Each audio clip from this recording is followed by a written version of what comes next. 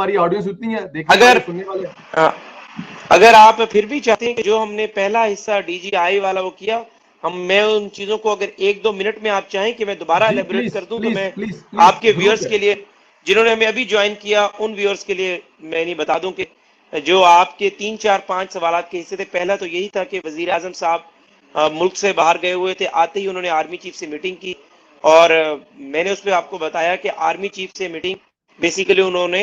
अपना इंप्रेशन ठीक करने की कोशिश की, और आर्मी चीफ को एक जेस्चर दिया कि बेसिकली ये जो नोटिफिकेशन में ताखीर थी, इसकी वजह आप और मेरा मुश्तरका मफाद है, और इसीलिए आज वजीर आजम ने बहुत अच्छे माहौल बनाने की कोशिश की, और जो ही चीफ वहां पहुंचे तो नोटिफिकेशन वो समरी वाला पहले से तैयार था। फिर दूसरा आपने कहा कि ये 3 हफ्ते का जो गैप है, आईनी कोई और कानूनी कोई बहरान पैदा हो सकता है नए DGISI, तो मैंने आपको गोशगुजार किया कि DGISI बेशक नोटिफिकेशन के तहत जनरल नदीम अंजुम 20 तारीख से अपने दफ्तर का चार्ज संभालेंगे, लेकिन अमली तौर पर आज से वो DGISI होंगे और वो अपना काम संभालेंगे। दूसरा मैंने उसमें गोशगुजार किया था कि तारीख खुद को दोहराती है। जब हमीद गुल साहब भी DGISI थे और वहां से कमांडर मुल्तान जाकर लगे, तो मेरे ख्याल से मौजूदा साहब जो जा रहे हैं, कोई मुझे जनरल हमीद गुल से कोई मुख्तलिफ जो है कोई नतीजा नजर नहीं आ रहा कि जो जनरल हमीद गुल साहब का तारीख के सामने एरएसएस हिस्ट्री। तो एक ये बात थी, और चौथा आपने जो ये बात कही कि क्या पिंडी और इस्लामाबाद अब भी एक पेज पर है और ये पेज इस तरह बरकरार रहेगा, तो मैंने कहा कि ये दीवाने का ख्वाब तो हो सकता है, और कोई जेर-शोर शख्स इस बात पर अब राजी नहीं हो सकता कि ये एक पेज पर है, क्योंकि इमरान खान ने जो हजीमत पूरे मुल्क की बनवाई है, आपके हमसाया मुल्क में, दीगर ममालिक में एक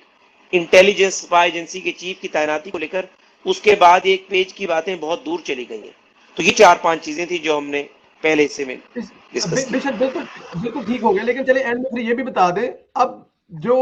कोर कमांडर पिशावर हैं, वो इस वक्त वही हैं जो पहले थे। अब वो जो सारी 2-4 सीटें थी, उन पे कैसे करके अमल दरामद या कैसे मामलात होंगे, क्योंकि अभी तक तो बेशक तो DGIS जो है वो ऑफिशियली अगर अनाउंस हो भी गए हैं, लेकिन हैं तो हफीज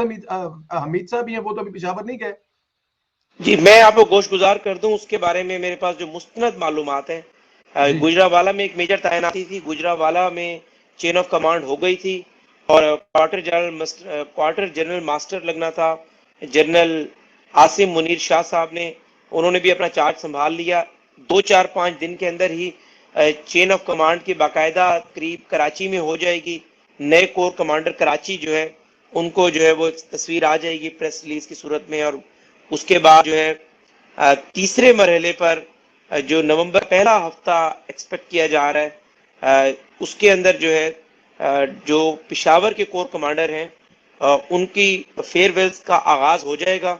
और जी यूं 15-16 नवंबर तक जो है उनकी फेयरवेल्स कंप्लीट हो जाएंगी, और